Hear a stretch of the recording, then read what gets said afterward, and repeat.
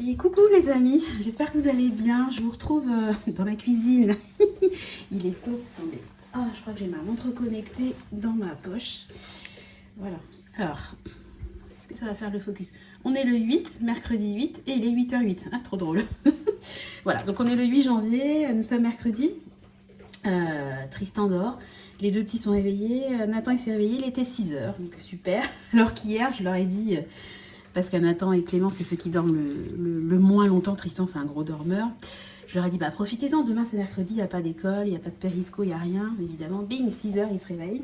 Et demain, quand il y aura école, c'est là que je vais devoir réveiller toute la semaine. Je vous retrouve dans ma cuisine. Je vais, pour papoter, il n'y a pas forcément de motif à la vidéo. Je me mets à cuisiner tôt parce que je suis réveillée tôt. Bon, je suis toujours en robe de chambre pour changer. Et mon mari, il est en train de donner le bain à Nathan. Et puis après, je vais prendre le relais, j'irai à la douche. Mais en attendant qu'ils prennent la douche, ben, je me suis dit que j'allais commencer à faire la cuisine. Donc je vais... Bon, alors attendez. J'essaie en même temps que je vous parle de m'y mettre. Hein. Je vous ai dit qu'au mois de janvier, je voudrais essayer de réduire un petit peu mon budget course. Tout simplement parce que je veux vider mes congélateurs. Donc ce que j'ai décidé de faire à midi, c'est un dalle de lentilles corail. Donc j'ai sorti du congèle 2 gros morceaux de poisson blanc. Je crois que c'est du cabillaud que j'avais eu en date courte à grands frais, super intéressant. Donc là c'est au frigo. Et puis j'ai sorti ce qu'il me faut pour faire mon dalle. Alors il y a plein de recettes de dalle. Moi je fais le dalle qui est le plus simple pour moi. Je me prends pas la tête. Hein. Donc j'ai sorti là, il y a je pense à peu près un oignon, une échalote et il y a une gousse d'ail. Bon, évidemment, j'ai mes lentilles corail. Alors, c'est rigolo parce que j'ai pris 2 marques différentes. Je ne sais pas si vous allez voir. Il y en a qui sont toutes rondes et puis il y en a qui sont toutes aplaties. Ça n'a rien à voir. Il y a une marque repère, une marque et une autre bio. Rien à voir en termes de forme. Alors, attendez, je vais mettre mes... Voilà. Moi, je mets tout. Je ne me prends pas la tête. Hein. Je mets tout dedans. De toute façon, ça fond. Alors ensuite, j'ai pris une boîte de tomates comme ça, entière en jus. Un petit concentré. J'ai pris une brique de lait de coco, évidemment de l'huile d'olive, du sel, du poivre. Alors moi je prends plus de poivre, hein, je prends du 5 beige, je trouve que c'est vraiment meilleur. Je préfère vraiment ça au poivre. Après je vais rajouter du curry, du cumin. Alors je crois pas que ce soit dans la recette d'origine, mais nous on aime bien le cumin ici. Et puis on va se mettre également du curcuma. Alors excusez-moi, il y a mon café qui est en train de couler. D'ailleurs j'en ai un qui est... Attendez, je vais mettre mes sucrètes. Voilà. Hop, parce que il ne reste plus de café, donc je refais du café. Donc je vais faire rissoler ail, oignon, échalote. Je vais rajouter après mes lentilles corail. Je vais les faire cuire avec tomates pelées, lait de coco, concentré, un peu d'eau. Je ne me prends pas la tête. Bon, alors ce que j'ai pas fait par contre, c'est que mes lentilles, je vais les rincer parce que j'aime bien rincer. Alors attendez, hop.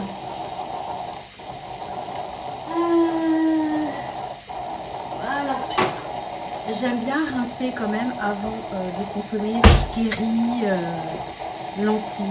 Voilà. Donc je les rince un coup, je vous retrouve.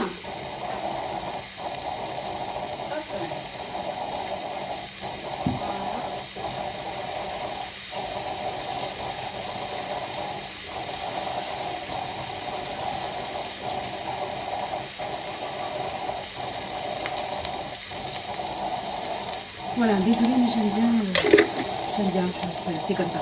Donc il reste ça du bocal. Voilà. Donc en fait ce que je vais faire c'est que je vais essayer d'utiliser le plus possible le stock que j'ai dans mon congélateur. Et puis réduire mon budget course et puis refaire un petit peu mon stock, parce que moi vous savez que j'ai du stock, hein, de conserves, d'épicerie salée, d'épicerie sucrée aussi, tout ce qui est levure boulangère, aide à la pâtisserie, des petits biscuits pour les enfants, de la farine, enfin peu importe, de l'huile, du vinaigre, etc. Et puis bah, forcément ça baisse, donc je vais essayer de le reconstruire petit à petit au mois de janvier. Avant je me faisais une épargne spécifique pour le stock. Mais en fait, je m'en sers pas forcément. Et puis quand elle est remplie, c'est pas forcément le bon moment parce que des fois il y a des méga promos et puis elle n'est pas assez remplie. Donc mon stock, j'essaie de le faire au fur et à mesure, de le passer dans le mois. Au lieu d'acheter une boîte de petits pois, j'en ai acheté 2-3 par exemple. Et puis là, comme j'essaie de réduire la voilure au mois de janvier, c'est le moment que j'ai choisi pour refaire le stock. On va essayer de repartir sur des suis désolée, la cafetière fait un bruit d'enfer. On va essayer de repartir un peu sur des bonnes bases et puis sur un budget qui tient la route. Alors sinon, hier, on avait mis les deux grands au Périsco et ma maman est venue garder Nathan hier matin à la maison, puisqu'en fait, j'avais un rendez-vous pour une éventuelle réorientation professionnelle. Donc c'est un long processus, ça ne se fait pas comme ça. Ça a commencé au mois d'octobre. Théoriquement, je devrais avoir une réponse mi-février. Et puis après, il faut encore faut-il que je fasse une formation, que je trouve un employeur. Ça se fait pas en claquant des doigts. Bref, tout ça pour dire que j'ai dû passer plusieurs entretiens avec diverses personnes et que ça y est, là, le dernier entretien a eu lieu hier. Donc maintenant, je n'ai plus qu'à attendre, le oui ou non, la réponse. Donc, écoutez, je me sens quand même soulagée parce que c'est vrai que c'est toujours une remise en question. Moi, je vais avoir 44 ans dans quelques jours. Voilà, j'ai été en congé parental pendant des années. Bon, avant, j'avais une autre vie. Je faisais un métier, j'en ai déjà parlé à maintes reprises, de bureau, on va dire. Voilà, je me suis mise à la maison parce que je voulais absolument profiter de mes enfants et on avait la chance de le pouvoir parce que je suis persuadée qu'il y a plein de parents qui aimeraient s'occuper de leurs enfants mais qui ne peuvent pas financièrement. Voilà, on n'arrête pas de nous répéter que les 3 premières années de l'enfant c'est hyper important, machin, et puis on donne aucun moyen aux parents en fait. Le congé parental c'est rémunéré, c'est faux de chagrin, il n'y a pas assez de place en crèche, c'est compliqué de trouver une assistante maternelle, enfin bon, moi je trouve que rien n'est fait pour l'épanouissement des parents et à travers l'épanouissement des parents, l'épanouissement des enfants, hein, tout simplement. Après, c'est un avis perso. Bon, bref, j'ai fait le choix de rester à la maison. Et puis, voilà, Nathan, au mois de septembre, il ira à l'école. Donc, je me suis dit que c'était le bon moment pour enclencher à nouveau tout ce processus, en fait, de réorientation. Et c'est vrai que c'est quand même... comment dire, on se remet en question, il faut prendre du recul, se remettre un peu sur... j'allais dire les bancs d'école, c'est pas les bancs d'école, mais se remettre en position d'entretien, se vendre, candidater, faire les démarches. C'est pas la facilité du quotidien où là, je suis en robe de chambre, il est 8h08 et puis je fais mon dalle de lentilles, quoi. Hier matin, c'était pas la même, quoi. Donc, c'est pareil, on est parti. Moi, j'ai pas l'habitude de tout ça. J'ai une vie où je peux... et on a une vie, mais avec mon mari, parce qu'il a une latitude, comme il travaille énormément à domicile, on a une vie qui nous permet aussi d'avoir du confort. C'est-à-dire que, par exemple, moi, quand je vais faire mes courses, évidemment, vous doutez bien que j'évite les heures de pointe. Donc, je suis jamais dans les bouchons, je suis jamais dans les heures de pointe en magasin. C'est un confort pour moi qui n'a pas de prix, parce que déjà, j'aime pas faire les magasins. Alors, en plus, il fallait que je me bourre la queue à la caisse, etc. C'est vraiment un vrai confort et j'en ai vraiment conscience, si vous voulez. Donc, tout ça pour dire qu'hier matin, nous sommes partis en plein dans les bouchons. on s'est encore dit une fois de plus quelle chance on a d'avoir la qualité de vie qu'on a actuellement, quoi. Alors attendez, je vous retrouve, je vais chercher mes lentilles. Hop là. Voilà. Et voilà, ça nous a fait des fois se remettre un petit peu en question. Refaire des entretiens, etc. Ça remet un peu les pendules à l'heure et on se rend compte aussi de la chance qu'on a. Excusez-moi, je bois mon café parce que je tatasse, on a 10 minutes et j'ai toujours pas bu. Et il va être froid comme d'hab. Miracle, il est encore tiède. Parce que moi ici, faut savoir que je bois jamais mon café chaud. Hein. Je suis toujours coupée. Maman ci, maman ça. Donc là, comme mon mari en haut avec les 2 petits et que Tristan dort, je me suis dit, bingo, je prends la caméra. Qu'est-ce que je voulais vous dire d'autre? Oui, j'avais une abonnée qui m'avait fait une demande. Alors, je voulais savoir si ça vous intéresse. Bon, je pense que je vais le faire, mais bon, je vous demande quand même votre avis. Je parlais à un moment donné des sacs Longchamp. Enfin, je parlais du budget. Et je disais que chacun a son petit truc qu'il aime bien. Et que moi, par exemple, je ne suis pas du tout sensible au sac à main. Mais qu'il y a des gens... Voilà, par exemple, il y a la marque Cabaya en ce moment qui est très, très prisée. Ils font beaucoup de pubs là-dessus. Moi, ça ne me touche pas, mais il y a des gens qui adorent les sacs à main. Et je disais que moi, c'était pas mon truc, mais voilà, j'ai d'autres trucs. Hein. Je suis pas Cabaya, mais je suis Timou, par exemple. Hein. Voilà, rien n'est mieux ou moins bien. Et Et elle me disait qu'elle était fan des sacs et que pourquoi pas faire une vidéo qu'est-ce qu'il y a dans mon sac, quoi. Voilà. Et j'ai trouvé ça rigolo, donc je me suis dit tiens, je vais peut-être faire une vidéo voilà, sur le contenu de mon sac, ça peut être marrant parce que comme je montre pas ni ma tête ni celle de mes enfants, enfin etc. Mes vidéos elles sont quand même beaucoup dans ma cuisine ou mon salon, enfin voilà, bon, vous connaissez un peu mon intérieur, mais vous savez que je tiens à préserver mon intimité, c'est vraiment quelque chose qui me tient à cœur, et surtout mon anonymat. Et je me dis, bah tiens, si je montrais ce qu'il y avait dans mon sac, peut-être que ça permettrait aux gens, à travers ce qu'il y a dans mon sac, de me connaître un petit peu plus. Voilà, donc je me suis dit, tiens, pourquoi pas. Bon, attendez, je remets un peu de... Voilà. Alors moi, je mets les épices, je passe du coq à l'âne. Hein. Alors ici, on adore les épices, donc vous inquiétez pas, il va y en avoir beaucoup. Je mets toujours les épices à sec, entre guillemets, et pas quand il y a de l'eau, parce que c'est... quand vous faites cuire, entre guillemets, les épices, que les parfums vraiment... attendez, je vais prendre plutôt là. Que les parfums s'exhalent et sont beaucoup plus... hop là, beaucoup plus prononcés que quand vous mettez les épices dans du liquide. Voilà, je vais y arriver. Voilà. Comme ça, hop, on va faire chauffer un peu ça. Et puis voilà, donc vous me direz si ça vous intéresse. Je pense que je vais le faire, voilà. Je vais... essayer de faire un petit peu plus de vidéos budget, ce que je vous disais dans une dernière vidéo, parce que c'est vraiment quelque chose qui me tient à cœur. J'aime beaucoup ça, voilà. Donc, je vais essayer de parler un petit peu plus du budget. Et puis bon, les vlogs, c'est vrai que faut vraiment, heureusement que je fais pas des vidéos pour avoir du succès sur YouTube, parce que ça fait je sais pas combien d'années que je suis sur YouTube. Voilà, les abonnés, ça monte de manière toute douce, mais moi en vrai je fais pas ça pour ni pour avoir beaucoup d'abonnés, ni pour l'argent, parce que sinon ça fait longtemps que j'aurais arrêté aussi. Mais je me disais, ah bah pourquoi je vous dis ça? Je parlais des vidéos budget. Oh bah ça y est, je me suis coupée là. Oui, des fois, de temps en temps, je fais des petits vlogs en fait sur notre quotidien, et c'est vraiment des vidéos qui ont très peu de succès. Et je me suis dit, bon, si tu as 2600 abonnés puis que tu as 100 vues, c'est quand même révélateur du fait que ça plaît pas à tes abonnés. Et puis après, je me suis dit, bah non, je vais quand même les faire, parce que j'avoue quand même que ma chaîne YouTube, elle est faite pour rencontrer des gens, partager, échanger. Mais c'est aussi mon petit plaisir au quotidien. Et je me dis, bah, quitte à faire une chaîne, autant faire quand même des vidéos qui te plaisent. Voilà. Donc je pense que je vais quand même... faire des petites vidéos de mon quotidien. Et puis je voulais vous dire, bah, si vous avez des suggestions, hein, si vous voulez que je parle de quelque chose, n'hésitez pas. Moi, si je peux, bah, écoutez, je le ferai. Je garantis pas de le faire rapidement, parce que la personne qui m'a demandé la vidéo sur le sac, ça fait peut-être 2 mois qu'elle me l'a demandé. Voilà, je fais comme je peux avec mon quotidien, avec mes interrogations professionnelles. Vous voyez, là c'est en train de bien prendre. Donc voilà, on va baisser le feu. Je vais mettre un petit peu d'eau. Voilà. Hop. Et puis je vais rajouter mes tomates pelées. Hop, alors ce que je fais, c'est qu'à chaque fois que j'ai une boîte, je mets de l'eau dedans, voilà. Pour ne pas gâcher. Astuce. Voilà. Je vais mettre ensuite mon lait de coco, mettre mon sel et mon poivre, mon petit concentré de tomate, et puis bah voilà, hein, on est parti. On va faire cuire tout ça tout doucement.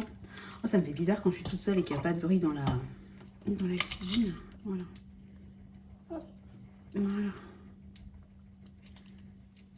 Tac. Alors, il m'en reste pas mal, donc ce que je vais faire, c'est que je vais le mettre dans un récipient et je vais le congeler, hein, parce que je vais pas mettre la brique en entier. Voilà, donc, on remue un petit peu. Ensuite, je vous dis, je vais mettre... Oh, ça m'énerve quand ils mettent pas de petits trucs pour ouvrir. Je prends mon ouvre-boîte. En plus, je suis pas douée avec ces trucs-là. Je suis toujours en train de galérer avec mes boîtes, là. Il pourrait quand même se mettre... enfin, je sais pas, les boîtes de conserve devraient avoir une ouverture facile quasiment obligatoire. Je sais pas, bref. Vous n'avez pas les ouvertures faciles sur toutes les boîtes de conserve. Par contre, pour vous faire les bouchons, là, les nouveaux bouchons dans les bouteilles qui restent accrochés pour l'écologie, c'est hyper galère. Franchement, je trouve que c'est vraiment pas pratique. Puis franchement, des fois, les gens aussi, il faut qu'ils se pressent. Enfin, Moi, je trouve ça quand même triste, quoi, de devoir faire des bouchons pour que les gens jettent pas les bouchons dans la nature. Mais où on est, quoi? Est-ce que ça serait pas aux gens de se responsabiliser plutôt que de nous infantiliser en nous mettant des bouchons qui ne sont pas... qu'on ne peut pas désolidariser de la bouteille? Je trouve ça grave, quoi. C'est un peu comme les tickets de caisse, ça pollue, les gens ils les jettent dans la nature, ou les sacs en plastique. Bon sang, est-ce qu'on peut pas se mettre juste à respecter la planète au lieu de... J'ai l'impression que, en fait, on veut faire ça pour le bien évidemment, qu'il y ait moins de papier, que les gens jettent pas les bouchons. C'est comme un peu l'affaire des cotons-tiges, là où je vous parlais l'autre coup que j'avais fait mon stock de coton-tiges. En fait, maintenant, ils font en bambou et plus en plastique, donc c'est très bien. Enfin, j'espère que c'est bien fait, parce que c'est comme...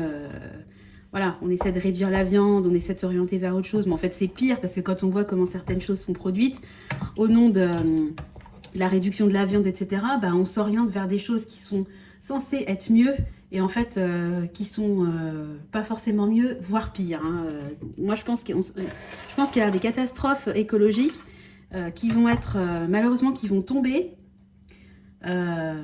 sur le principe, en voulant bien faire, et ben au final, on fait pire. Et moi, je pense... Alors, vous savez qu'on a eu nos problèmes avec la 5 minutes, avec Peugeot, les voitures. Et, moi, je pense notamment aux voitures électriques qui sont ultra plébiscitées. Ben, on voit que maintenant...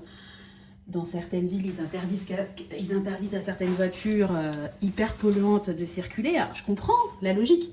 Mais bon, souvent, les gens qui ont des voitures hyper polluantes, ce sont des gens qui n'ont pas forcément le budget de changer. Et si vous ne pouvez même pas vous acheter une voiture d'occasion un peu moins polluante, vous n'allez pas avoir 50 000 balles à mettre dans l'achat d'une voiture neuve électrique. Enfin, c'est un avis personnel, comme d'hab. Et les voitures électriques, c'est pareil. C'est un truc, c'est hyper plébiscité, c'est super, il faut acheter, parce que forcément, il faut nous faire consommer. On nous fait culpabiliser, alors que les industriels, ils savent plus quoi faire en fait pour vendre des voitures neuves, donc ils se sont mis tous dans le créneau, on va passer à l'électrique, on va un peu forcer les gens, hein, on va leur forcer la main. Bah, c'est comme l'obsolescence programmée, hein. On vous dit qu'il faut mieux consommer, il faut recycler, il faut machin, alors que est-ce que ça serait pas du côté quand même des industriels d'interdire ce truc d'obsolescence programmée, parce qu'on sait très bien qu'ils le font tous, plutôt que de faire culpabiliser le consommateur, alors qu'en réalité, bah, moi, mon portable, mon téléphone, s'il peut même durer 10-15 ans, moi je m'en fiche que mon portable il soit plus gros, il soit plus beau, à partir du moment où je peux faire des vidéos potables, appeler les gens, envoyer des SMS et puis faire des photos, moi ça me convient, je m'en fiche d'avoir l'iPhone 20 qui sortira dans 3 ans, quoi. Ouais, je trouve que des fois, on prend les choses à l'envers. En fait, on fait culpabiliser la personne qui est en bout de chaîne, alors que ça serait peut-être bien des fois de réfléchir en début de chaîne. Et donc, je reviens sur l'histoire des voitures électriques, parce que ça me passe par la tête.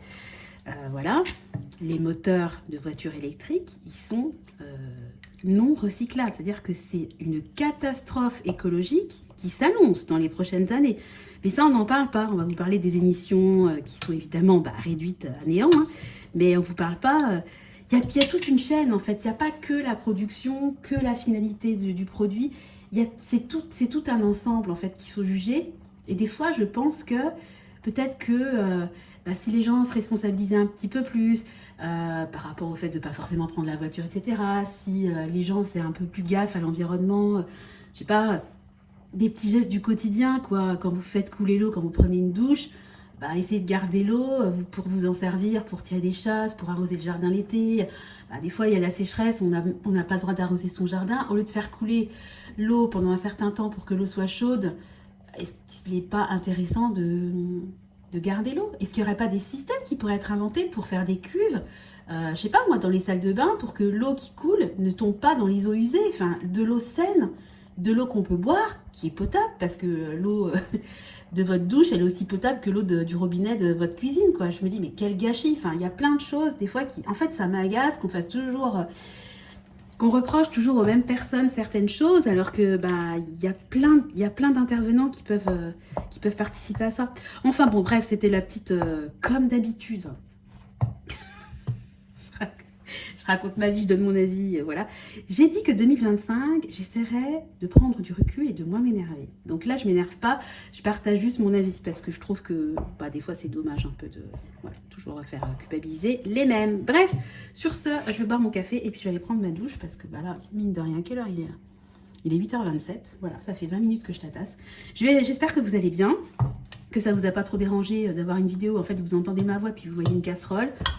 On n'est pas dans la meilleure vidéo, mais bon voilà, j'ai fait comme j'ai pu, et puis j'avais un petit peu de temps, donc j'en ai profité pour à la fois blablater ce que j'adore par-dessus tout, et puis faire ce que j'ai à faire, c'est-à-dire faire le repas de midi. Voilà, donc là ça a bien progressé, j'aurais juste à cuire mon poisson tranquillement, je le cuirai au four, voilà, quasiment sans matière grasse, voilà, et puis je pense qu'on va se régaler, et en plus on a... il nous reste, hier, j'ai fait une tarte à l'oignon, parce que j'ai acheté un gros filet d'oignon, que je me suis bourrée à éplucher, à découper. Oh là là, j'ai pleuré, je vous raconte pas, c'est pour ça que j'aime bien l'oignon surgelé, mais qu'il n'y en a jamais. Et je me suis dit, bah tiens, je me suis galérée à éplucher mes oignons, bah tiens, on va se manger une tarte à l'oignon. Le problème, c'est que les enfants, ils aiment pas la tarte à l'oignon. Donc eux, ils ont fini de la potée que j'avais fait. J'ai fait une potée toute simple avec juste des lardons. Moi, en général, je mets des saucisses dans la... Enfin, voilà. Et en fait, là, je l'ai fait, mais c'est même pas des lardons, je l'ai fait avec des allumettes de bacon. Elle était hyper light, en fait, la potée. Et c'était super bon, ils ont adoré. Et nous, on a mangé une partie de la tarte à l'oignon. Donc, il reste de la tarte à l'oignon. Là, je vous dis, je vais faire le dalle. On va manger le poisson. J'ai un petit peu de salade qui reste. Donc, je pense que pour aujourd'hui, voilà, je pense qu'il y aura assez pour manger. Et puis moi, j'aime bien, quand je fais des légumineuses, j'aime bien à côté faire du riz. Ça, c'est un truc, les Antillais se reconnaîtront. C'est souvent haricots rouges, riz blanc, voilà, pois d'Angole, riz. On mélange très souvent voilà, les légumineuses avec le riz. C'est très bon pour la santé. Donc, je pense que je vais faire une petite casserole à côté de riz basmati, tout simple, hein, du riz blanc. Et comme ça, on pourra mélanger. Et puis, ça fera, en quantité, ça fera plus de quantité. Donc, je m'assure, entre guillemets, une tranquillité pour ce soir. Parce qu'avec mes petits morphales, ils mangent les petits loulous. Donc, si je peux éviter de refaire à manger ce soir, ça m'arrangerait. Allez, sur ce, je vous laisse. Je vous fais à tous de gros bisous. Prenez bien soin de vous. Je vous dis à très bientôt dans une nouvelle vidéo. Allez, des bisous. Ciao!